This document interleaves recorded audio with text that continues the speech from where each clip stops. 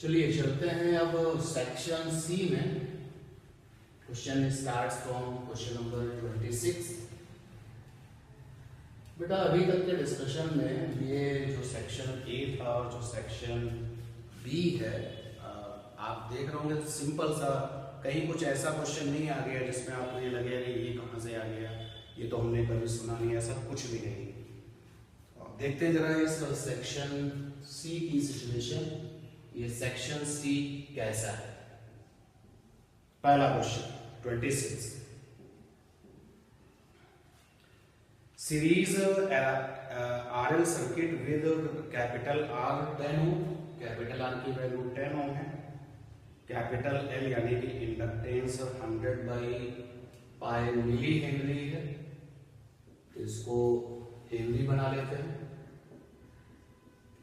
-3 ये हेनरी बन गया।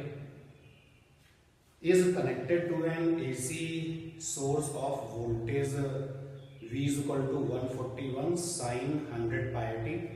तो आपके सिलेबस में सीरीज सर्किट है, यानी कि L को और R को सीरीज में ही कनेक्ट किया गया होगा, और ये जनरेटर हो गया जिससे आने वाली वोल्टेज है 141 sine of 100 pi into T. Okay ठीक है। पहला इम्पीडेंस ऑफ द सर्किट क्या होगा, आसान सा क्वेश्चन है। Impedance Z is equal to क्या होता है, under R square plus XL difference XC whole square, XC यहाँ पर एल, तो आर स्क्वायर प्लस का एक्सएल स्क्वायर, और एक्सएल निकलेगा ओमेगा कैपिटल एल से।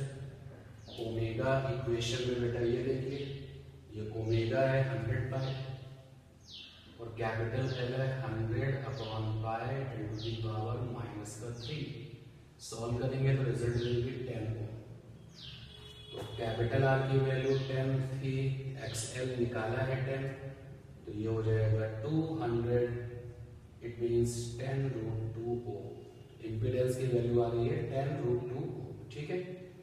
सेकेंड पार्ट है फेज एंगल फाई निकालने का तरीका क्या होता है। कॉस में अगर निकालना है तो cos phi is equal to R by Z. R अपने पास में 10 है, जेड की वैल्यू कितनी आई है 10√2 आई है, cos phi is equal to आ गया 1/√2, cos phi is equal to cos pi by 4 means 45 degree. Phi की वैल्यू आ गई यहाँ पर पाई बाई 4।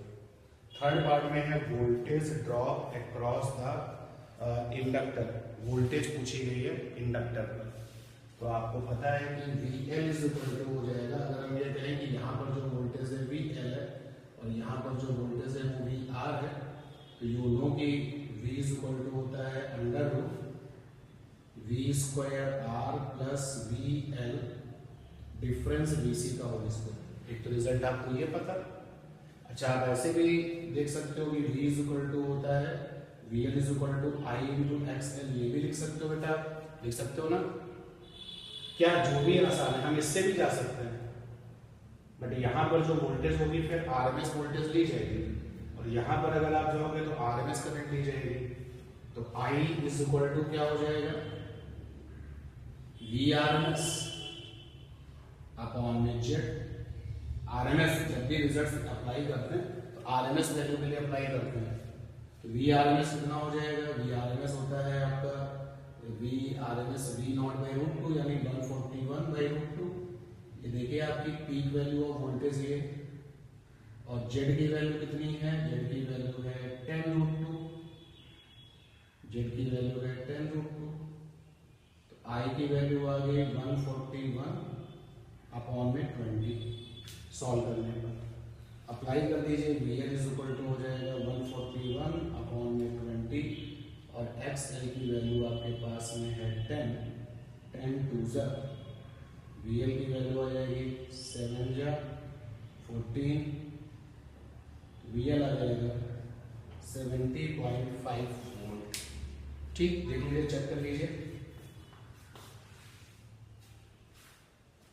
जितने भी आपके डीसी सर्किट में लॉस थे, P is equal to V into I, V is equal to I into resistance, और P is equal to V square by R, when you apply all this formulas in AC circuit, तो जितने भी आपके physical terms हैं वो RMS value को represent करते हैं, इस बात का ध्यान रखिएगा। ठीक है, तो हमने लिखा V equal to I into resistance, inductor का रेजिस्टेंस XL है, आई कौन सा आरएमएस वाला, इस बात का ध्यान रखेंगे।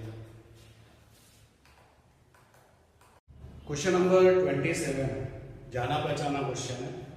A ray of light is incident on the glass prism of refractive index mu and the refracting angle capital A. If it just suffer total internal reflection at the other face, obtain the relation between the angle of incidence, angle of prism and the critical angle. Just suffer the total internal reflection का मतलब है बेटा second phase पर जब ये light पहुंची तो उसने ग्रेज किया हुआ है, ग्रेजिंग इमर्जेंस का केस है। तो ये मैंने एक सपोर्टिंग डायग्राम बनाया प्रिज्म का, लाइट को फर्स्ट सरफेस प्रिज्म की इंसिडेंट किया गया, यहाँ पर जो फीचर्स होते हैं ये I1 है इंसिडेंट एंगल, ये लाइट रिफ्रैक्शन के बाद सेकेंड सरफेस तक पहुंची, ये R1, और यहां से जब ये बाहर आने वाली थी तो जस्ट सफर TIR मींस ग्रेजिंग इमर्जेंस हो रहा है, यानी कि जो I2 है जिसको आप इमर्जिंग एंगल कहते हैं, हो सकता है आप इसको E से लिखते हो, तो ये आपका 90 है, इसी को कहते हैं जस्ट सफर TIR टोटल इंटरनल रिफ्लेक्शन, और ये वाला एंगल आपका R2। क्वेश्चन में हमें इंसिडेंट एंगल यानी कि I1, क्रिटिकल एंगल IC या थीटा C जिससे भी आप उसको रिप्रेजेंट करते हैं, तो critical angle, incident angle, critical angle, obtain the relation between angle of incidence यानी कि I1, एंगल ऑफ प्रिज्म यानी कि कैपिटल A, तो इनके बीच में रिलेशनशिप तैयार करनी है। तो कैसे स्टार्ट करें? We know that at grazing emergence, ये जो केस है आपका वो ग्रेजिंग इमर्जेंस का है। ग्रेजिंग इमर्जेंस में क्या होता है, R2 की वैल्यू होती है थीटा C के इक्वल, और अगर आप क्रिटिकल एंगल को थीटा C नहीं IC से लिखते हैं तो IC के इक्वल। आप वहां पर इसको डिराइव मत करिए, ये तो एक केस हुआ ना, सीधे पिक करिए, इतने बार आप लोगों ने किया हुआ है इसको, जाना पहचाना क्वेश्चन है। तो ये R2 की वैल्यू हमें पता ही है, और बेटा for the prism R1 plus R2 is equal to capital A होता है। अगर R2 की वैल्यू थीटा C लिखेंगे तो R1 की वैल्यू हो जाएगी A minus theta C, R1 मिल गया। अब हम स्नेल्स लॉ लगाते हैं पहले फेज पर, sine I upon sine R is equal to mu 2 upon mu 1 at first phase. पहले फेज पर स्नेल्स लॉ अप्लाई कर देते हैं। पहला फेज जिस पर लाइट गिराई जाती है, इंसिडेंट होती है, तो I फॉर इंसिडेंट एंगल पहले फेज पर क्या है I1, तो यहाँ पर I1 आ गया। हो सकता है कि आप में से बहुत सारे स्टूडेंट्स जो है इंसिडेंस एंगल को I से लिखते हो और इमर्जिंग एंगल को E से लिखते हो, तो सिंबल आपका जो भी हो, R फॉर रिफ्रैक्शन एंगल तो यहाँ पर R1 हो गया, म्यू 2 मींस उस मीडियम का रिफ्लेक्टिव इंडेक्स जहां लाइट जाती है। यू ऑल कैन सी कि फर्स्ट फेज पर आने के बाद कहां जाएगी, प्रिज्म के अंदर, और प्रिज्म का रिफ्लेक्टिव इंडेक्स क्वेश्चन में म्यू दिया है। म्यू 1 मींस कहां से आ रही है, तो आ रही है यहाँ बाहर से, बाहर के बारे में कुछ बताते हैं तो so good, otherwise we consider कि एयर है, ये हो जाएगा 1। Sine I1 will be mu sine R1, sine I1 is equal to mu sine R1, R1 की वैल्यू है A minus theta C।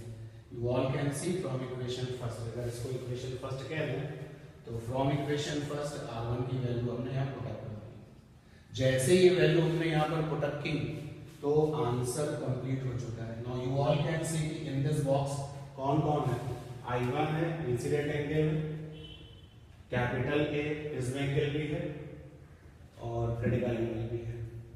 Mu एक ऐसा टर्म है जो कि क्वेश्चन में गिवन है, तो वो अगर है तो कोई प्रॉब्लम नहीं है।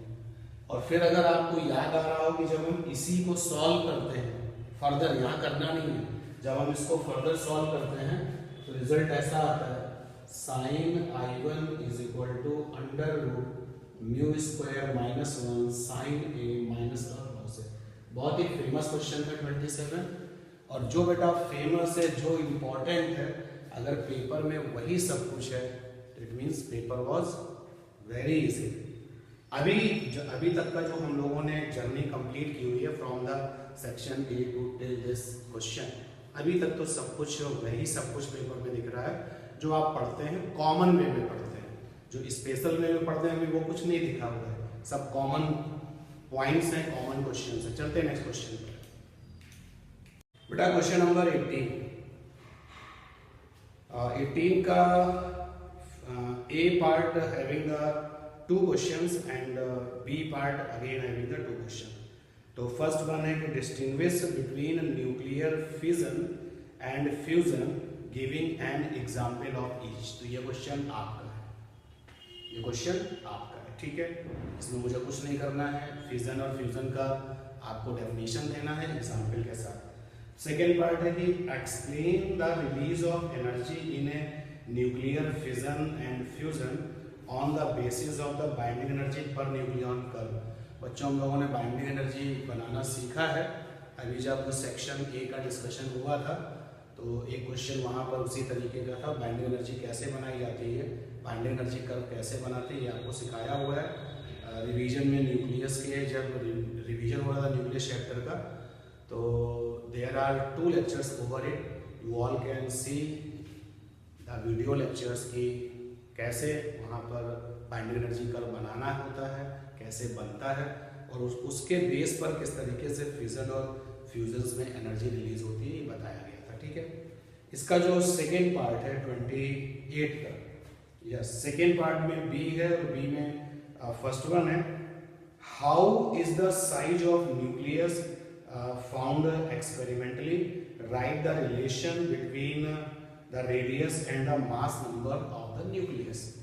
तो क्वेश्चन नंबर 28 में जो फर्स्ट है वो सिंपल है, आपका थ्योरी बेसिस है, आप सेल्फ करिए। तो सेकेंड नंबर क्वेश्चन है उसमें जो बी में फर्स्ट पार्ट है कि how the size of nucleus found experimentally. याद करो कैसे एक्सपेरिमेंटली आपने साइज कहाँ पे न्यूक्लियस का पता किया था, रदरफोर्ड का अल्फा स्कैटरिंग। तो रदरफोर्ड की अल्फा स्कैटरिंग में आपने जो है experimentally size of the nucleus निकाला था, जिसमें कि डिस्टेंस ऑफ क्लोजेस्ट अप्रोच आई थी R0 is equal to 1/4 pi epsilon naught two ZD square upon में के यहाँ पर काइनेटिक एनर्जी है किसकी, बम्बार्डिंग करने वाले अल्फा पार्टिकल्स पर। तो यहाँ पर आपको इस क्वेश्चन के आंसर के लिए जो डिस्टेंस ऑफ क्लोजेस्ट अप्रोच है उसका पूरा का पूरा कैलकुलेशन करके बता देना। और यही जो डिस्टेंस ऑफ क्लोजेस्ट अप्रोच है that is called the radius of the nucleus related with size. और क्वेश्चन के दूसरे पार्ट में लिखते हैं कि रेडियस और मास नंबर में रिलेशन क्या होता है। तो आपको पता है कि R0 a की पावर 1/3 होता है और R0 यहाँ पर 1.2 फर्मी है और ये आपका मास नंबर है, तो ये रेडियस का फार्मूला लिख दिया गया। सेकेंड पार्ट, इसी बी के सेकेंड पार्ट में क्या पूछते हैं देखते हैं भाई। सेकेंड पार्ट में क्या, prove that the density of nucleus is independent of its mass number. Density को मास नंबर से कैपिटल ए से कोई लेना देना नहीं है, तो इसको भी हम लोगों ने कई बार किया हुआ है। चलिए एक बार प्रूफ करके देख लेते हैं। डेंसिटी इज इक्वल टू होता है, सेकेंड पार्ट है, डेंसिटी इज इक्वल टू होता है मास इसका न्यूक्लियस का अपॉन में वॉल्यूम किसका, न्यूक्लियस का, न्यूक्लियस। अब small m into capital A और वॉल्यूम हो गया 4/3 pi capital R cube. m जो है बेटा वो एज्यूम किया है कि मास ऑफ 1 न्यूक्लियन है, एक न्यूक्लियन का मास यहाँ पर स्मॉल m है और कैपिटल A मास नंबर है जो कि टोटल न्यूक्लियंस नंबर होता है। यूनिटरी मेथड से अगर आप सोचें एक न्यूक्लियन का मास अगर स्मॉल m है तो तो कुल कितने न्यूक्लियॉन्स हैं, कैपिटल है जिसको कि मास नंबर कहते हैं, तो वो टोटल मास ये हो जाएगा। और आर जो है वो रेडियस ऑफ न्यूक्लियस है, रेडियस ऑफ न्यूक्लियस। और आर इज इक्वल टू होता है आर नॉट ए की पावर 1/3, दोनों तरफ क्यूब कर दीजिए, रिजल्ट ये आ जाएगा। तो go for the next step, 4/3 pi R naught की पावर 3 ए की पावर, अच्छा यहाँ पावर करेंगे तो ये ए रह जाएगा, ए से कट हो जाएगा, रो की वैल्यू आ जाएगी 3m अपॉन में 4 pi R naught whole power 3। You all can see कि everything is constant in right hand side. एक न्यूक्लियॉन का जो मास है वो कांस्टेंट वैल्यू है, कितनी होती है 1.67 10⁻⁻27 kg, तो वो आपका वैल्यू कांस्टेंट है। आर नॉट की वैल्यू 1.2 फर्मी होती है, आर नॉट की वैल्यू होती है 1.2 फर्मी यानी कि मीटर में 10⁻15 metre. You all can see कि जो डेंसिटी ऑफ द न्यूक्लियस है वो कांस्टेंट आ रही है, और इसके रिलेशन में, इसके रिजल्ट में कहीं पर भी मास नंबर नहीं है, यही प्रूफ करना था। जब हम इन सारी कांस्टेंट वैल्यूज को पुटअप कर देते हैं तो आंसर आता है 2 × 10⁻17 किलोग्राम पर मीटर। ठीक है, ये था आपका 28। चलते हैं 29, क्वेश्चन नंबर 29 देखते हैं क्या है भाई। बहुत सारे क्वेश्चन बेटा इस पेपर में आपके अनसॉल्व पेपर के, बहुत रेयरली ऐसा होता है सीबीएसई के पेपर में, बट इस बार जो है टू द पॉइंट जो है क्वेश्चंस हैं। अब कहने को कुछ भी कोई कह रहा हो, जैसे कि पेपर एनालिसिस में बहुत सारे लोग बता रहे कि पेपर टफ था, बट डिस्कशन से भी आप ये अगर आप फील करें, अगर आप एक्सेप्ट करें फेथफुली, तो अभी तक जो पेपर का डिस्कशन हुआ है nothing is beyond the range, और कुछ भी ऐसा नहीं है जो बहुत कहा जाए कि कठिन बहुत आ गया है। सब कॉमन सी चीज़ें जो हैं, जो पढ़ते हैं आप, वही सब कुछ दिख रही है। चलते बेटा question number 29 as it is unsolve paper में पूछी जाने वाली ये प्रॉब्लम है, आपको दिखती है अनसॉल्व पेपर में, कई बार आपने देखी है कि 2 सेल्स हैं, EMF E1 एंड E2 हैं, internal resistances R1 and R2 हैं, are connected in parallel with their terminals of the same polarity. यानी लैंग्वेज तक भी जो है इस क्वेश्चन की वो वैसी है जैसे कि ये पहले पूछ चुके हैं, जैसा अनसॉल्व पेपर में क्वेश्चन आपको दिखता है। Connected together obtain the expressions for the equivalent EMF of the combinations. तो डेरिवेशन टाइप क्वेश्चन, ये आपके पास में 2 सेल हैं, पहला सेल हो गया जिसका EMF E1 है, इंटरनल R1 है, दूसरा सेल है आपका EMF E2 है, इंटरनल R2 है, और ये दोनों पैरेलल में कनेक्शन है, और यहाँ पे लिखा है सेम पोलैरिटी, मतलब गलत कनेक्शन नहीं किया गया। पैरेलल में प्लस के साथ कनेक्ट होता है और नेगेटिव के साथ कनेक्ट होता है, तो इसको कहा जाता है ये सही कनेक्शन है। तो equivalent obtain and expressions for the equivalent EMF of this combination. हमें पता है कि जब हम इसका पूरा डेरिवेशन करते हैं तो इक्विवेलेंट EMF को अगर हम E टोटल लिखें तो रिजल्ट आता है सिग्मा E/R/सिग्मा 1/R। बट आपको ये ऑब्टेन करना है, किरचॉफ लॉ के एप्लीकेशन पर बेस्ड है। तो ऑब्टेन करने के लिए हमने क्या किया कि एक एक्सटर्नल रेजिस्टेंस ले लिया कैपिटल R, जो कि इस पैरेलल कॉम्बिनेशन से कनेक्ट कर दिया कैपिटल R। भाई सेल अगर है तो उसको खर्च करने वाला भी तो चाहिए, कंज्यूमर भी तो चाहिए, और जो कंज्यूमर होते हैं इलेक्ट्रिक करंट के, इलेक्ट्रिक एनर्जी के, वो क्या बन जाते हैं रेजिस्टेंसेस, एक्सटर्नल रेजिस्टेंसेस। तो ये R हो गया। सपोज दैट I1 करंट यहाँ से फ्लो होती है इस सेल से,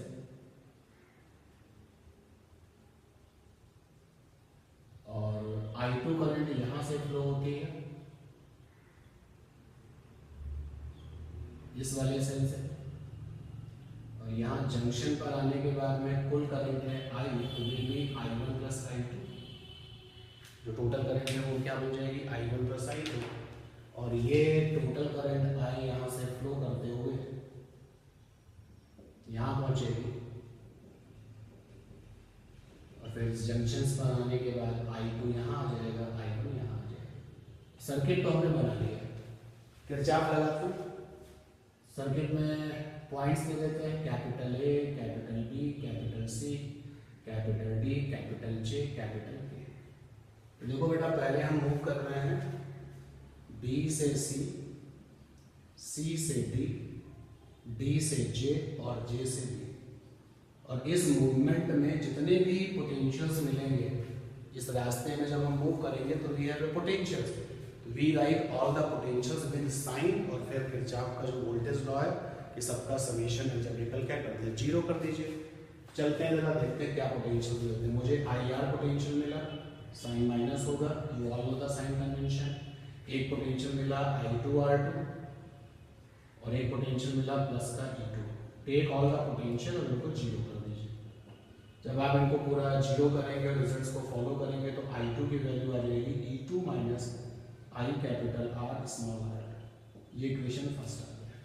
बहुत फेमस है बेटा, ये टिपिकल नहीं है, ये तो बहुत जैसे आप किरचॉफ लॉ में एंट्री करते हैं और आपको जब एप्लीकेशंस करने होते हैं किरचॉफ लॉ के तो series combination of a cell, parallel combination of cell, यही तो करते हो ना, उसी का तो क्वेश्चन है।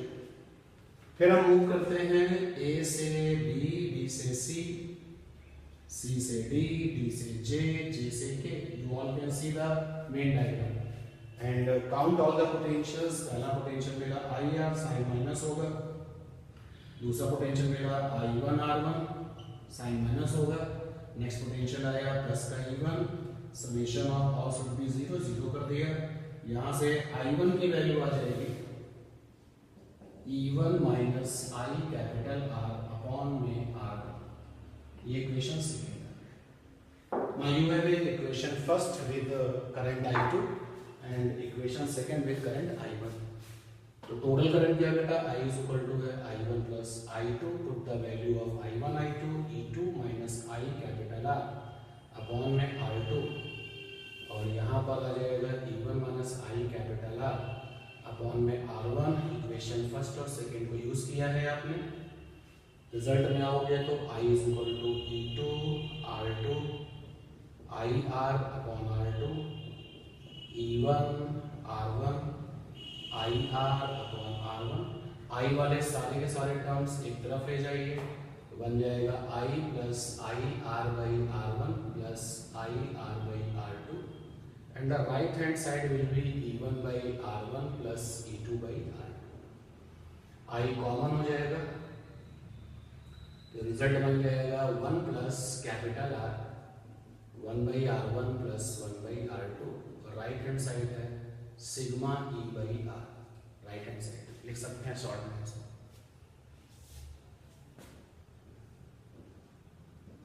सॉल्व कर लेते हैं इसको। I इज इक्वल टू, अगर हम देखें तो one by R one plus one by R two अगर होल कॉमन ले लें तो ये रिजल्ट बन जाएगा one upon one by R one plus one by R two, capital R free हो जाएगा और सिग्मा ई बाई आर,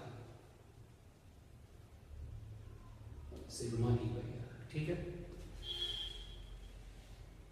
थोड़ा सा स्पेस बना ले, जहां पर इक्वेशन फर्स्ट है वो वाला स्पेस तैयार कर लेते हैं।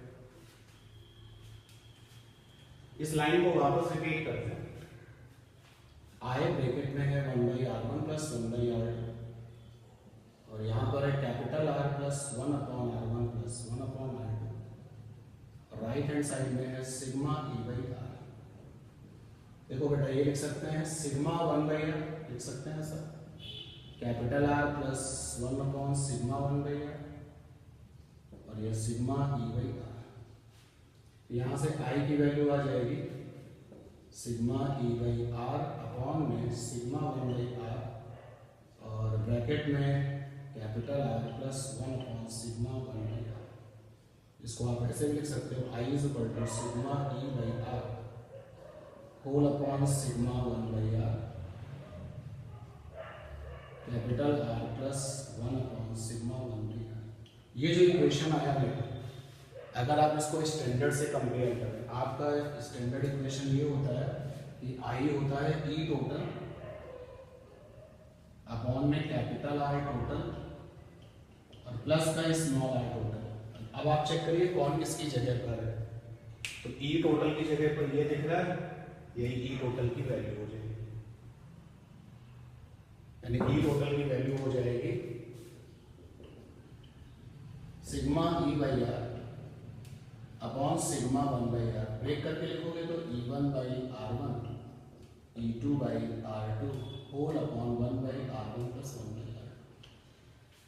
कैपिटल आर टोटल एक्सटर्नल, उसकी जगह पर आर है, और small R total internal resistance है, उसकी जगह पर 1 अपॉन सिग्मा 1/r है। ई टोटल पूछा गया था, रिलेशन को ऑब्टेन करना था, तो एक बार हम लोगों ने इसको ऑब्टेन किया। ये था 29 नंबर क्वेश्चन, जो कि सिंपल किरचॉफ लॉ था। क्वेश्चन नंबर 30 का जरा फर्स्ट देखें।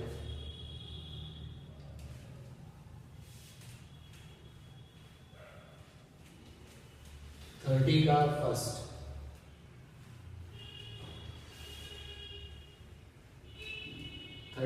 फर्स्ट,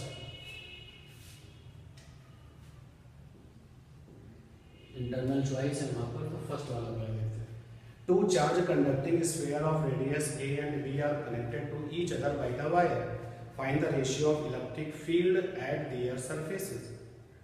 फेमस क्वेश्चन है, b by a आंसर आएगा। ये क्वेश्चन जो है, अगर ये आप मेंस का या नीट का एग्जाम दें, और कुछ लोगों ने जो है इस बार पहला वाला दिया भी होगा मेंस वाला, और नीट का भी अभी कुछ आगे देंगे, these are the very simple problem, objective में रहती है। तो अभी तक पेपर जो है बिल्कुल एज यूजुअल जैसे क्वेश्चंस होने चाहिए आपके बोर्ड एग्जाम में वैसे ही। तो ए और बी रेडियस के दो स्फीयर हैं, इनको आपने वायर से जोड़ा हुआ है। जोड़ने के बाद में आपसे पूछा गया है कि भाई इलेक्ट्रिक फील्ड का रेशियो बता दीजिए। तो आपको पता है कि अगर वायर कनेक्शन होता है, मैंने बार बार आपसे बताया, जब भी दो लोगों को वायर से कनेक्ट किया जाए तो कॉमन पोटेंशियल का क्वेश्चन ही रहता है। तो ये हमने दो स्फीयर ले लिए, ए रेडियस का ये है, बी रेडियस का ये है। वायर जोड़ने के बाद क्या होगा, कॉमन पोटेंशियल होगा। तो कॉमन पोटेंशियल क्या फार्मूला होता है भाई, common potential C1 capital V C1 V1 plus C2 V2 upon C1 plus C2, ये होता है। अब जब C को आप ब्रेक कर देते हैं, भाई इनके पास में दोनों को वायर से जोड़ा गया, क्यों जोड़ा गया, क्योंकि इनके पास चार्ज रहा होगा और इनके पोटेंशियल्स अलग अलग रहे होंगे। चार्ज रहा होगा, पोटेंशियल्स अलग अलग रहे होंगे। क्वेश्चन बेटा आप देखो, ये भी तुम्हारे अपने अनसॉल्व पेपर में ही मिलता है। अनसॉल्व पेपर के कई क्वेश्चन एज इट इज हैं इस बार के पेपर में। तो जब जोड़ा वायर से तो चार्ज का फ्लो हुआ, चार्ज का रीडिस्ट्रीब्यूशन हुआ। जब चार्ज का रीडिस्ट्रीब्यूशन हुआ तो वहां पर एक से चार्ज निकल के दूसरे में चला। तब तक ये सब होता रहता है जब तक कि पोटेंशियल कॉमन ना हो जाए। तो कॉमन पोटेंशियल का एक फार्मूला रहता है। अच्छा, अगर हम ये एज्यूम कर लें, जस्ट इमेजिन, निकालने का तरीका कॉमन पोटेंशियल ये है, जब आपने वायर जोड़ दिया, चार्ज का फ्लो हो गया, तो मान लेते हैं इसका पोटेंशियल भी V हो गया और इसका भी पोटेंशियल V हो गया। वायर जोड़ने के बाद इसके पास चार्ज Q1 है या Q1 डैश है और इसके पास चार्ज Q2 डैश है, वायर जोड़ने के बाद। ठीक है, तो चलिए इलेक्ट्रिक फील्ड लिखते हैं। कॉमन पोटेंशियल हो गया, चार्ज ये वहां मेंशन कर सकते हैं।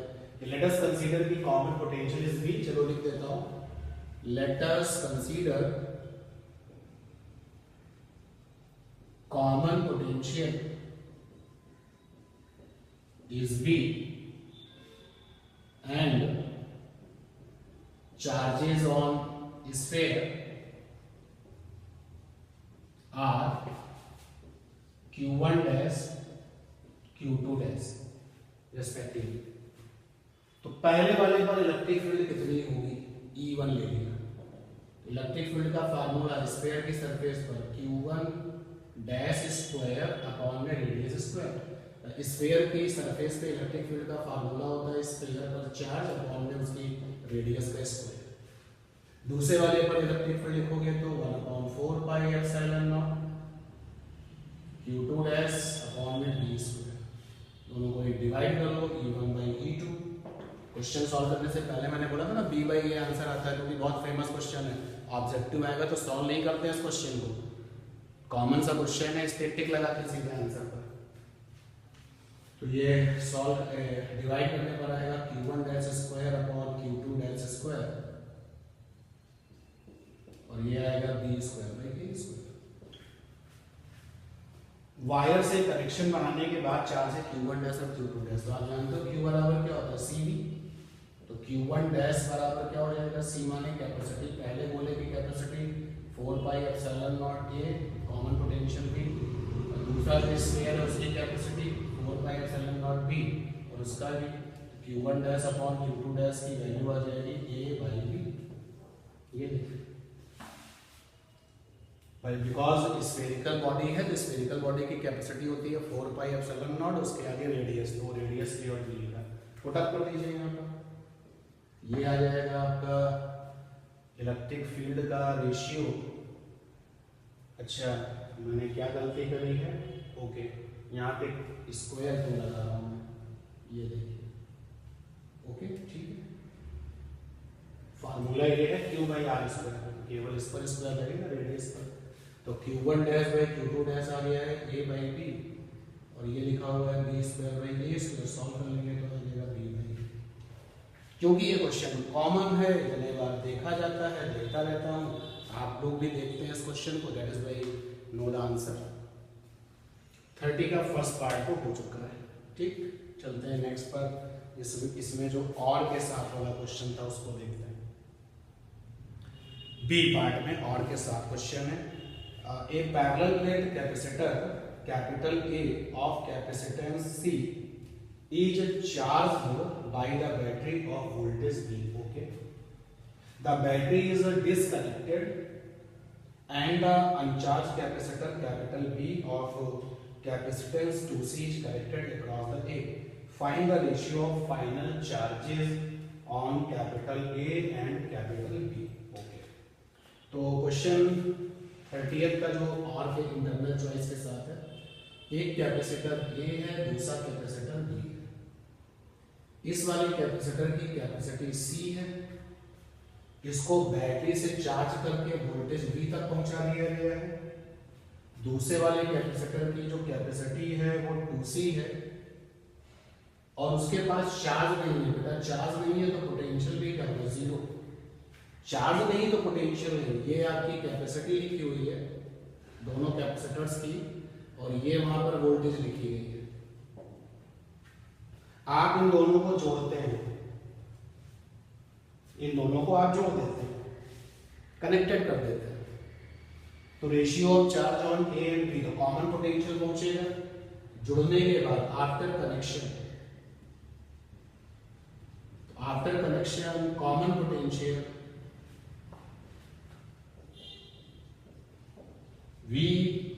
C फॉर कॉमन, फंडा होता है C1 V1 C2 V2 upon में C1 प्लस C2। C1 कितना है C, V1 V है, C2 आपका 2C है, V2 0 है, C1 आपका C है, C2 आपका 2C है। कॉमन पोटेंशियल यहाँ से निकल के आएगा V by 3, okay V by 3 potential, ठीक। अब अगर हम ये कहें कि कनेक्शन के बाद A पर चार्ज Q1 डैश है और B पर Q2 डैश है, after connection charge on A Q1 dash, ये हमने लेट किया है, Q2 dash charge on capacitor A Q1 dash and on capital B Q2 dash, ये हमने लेट किया। तो बेटा Q1 डैश Q बराबर CV होता है ना, तो Q1 डैश बराबर हो जाएगा C फॉर कैपेसिटी, A वाले की कैपेसिटी C है और कॉमन पोटेंशियल VC निकाल चुका हूं, और दूसरे वाले का Q2 डैश है, कैपेसिटी कितनी है 2C है, और कॉमन पोटेंशियल VC निकाल चुका हूं। रूल अगर आएगा दिखेगा तो करूंगा, Q1 dash by Q2 dash is equal to आ गया 1/2। कनेक्शन के बाद जब पोटेंशियल कॉमन हो जाएगा तो Q किसके प्रोपोर्शनल होगा, C के, तो आप चाहें तो ऐसे भी लिख सकते थे Q प्रोपोर्शनल टू C। अभी मैं पूरा क्वेश्चन पढ़ूंगा तो पता चल जाएगा कि कॉमन पोटेंशियल का रूल क्या है। उसके बाद में पूछा find the total electrostatic energy stored in capital A and capital B finally and that stored in initially। तो पहले जो एनर्जी स्टोरिंग थी और जो रेशियो पूछा गया है, जो अब स्टोर है दोनों पर स्टोरिंग एनर्जी ए और बी पर, और जो पहले थी स्टोरिंग एनर्जी ए पर, उनका भी रेशियो पूछा गया है। चलिए तो अभी जरा एनर्जी की बात करते हैं। अब कितनी एनर्जी है, दोनों लोग कनेक्शन बना चुके हैं, तो यू फाइनल आपको पता है हाफ सी वी स्क्वायर। सी कौन सा, फाइनल वाला, वी कौन सा, फाइनल वाला। फाइनल वाला मतलब कनेक्शन के बाद वाला। You final half. बेटा दोनों जब आपस में जुड़ गए, क्वेश्चन को जब आप पढ़ रहे हैं, तो कैपेसिटर ए ये है और कैपेसिटर बी ये है, वो जोड़ दिया गया, दोनों किसमें, पैरेलल में, और एक की कैपेसिटी सी है, दूसरे की 2c है, तो टोटल कैपेसिटेंस कितना हो जाएगा, c + 2c।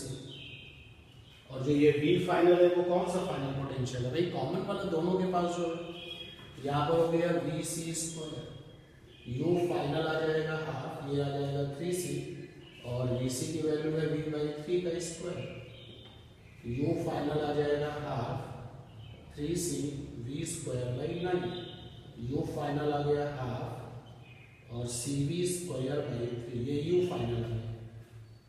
और A की इनिशियल एनर्जी कितनी थी, क्योंकि B के पास तो एनर्जी थी नहीं, क्वेश्चन में A की एनर्जी निकालते हैं, UA हाफ CV², A का कैपेसिटी, A का पोटेंशियल, तो हाफ, A की कैपेसिटी C है, A का पोटेंशियल B है, ये दोनों आ चुके हैं, जरा रेशियो ले लेते हैं, U फाइनल अपॉन में UA, जब आप डिवाइड करेंगे तो रिजल्ट आएगा 1/3, ये आंसर होगा। ठीक है, ये आपका 30th के साथ जो चॉइस थी, तो कॉमन पोटेंशियल जो हमने निकाला था उसका जो रूल है वो आप देख सकते हैं क्या है, चेक कर लीजिए। चलते हैं नेक्स्ट क्वेश्चन पर इसके बाद।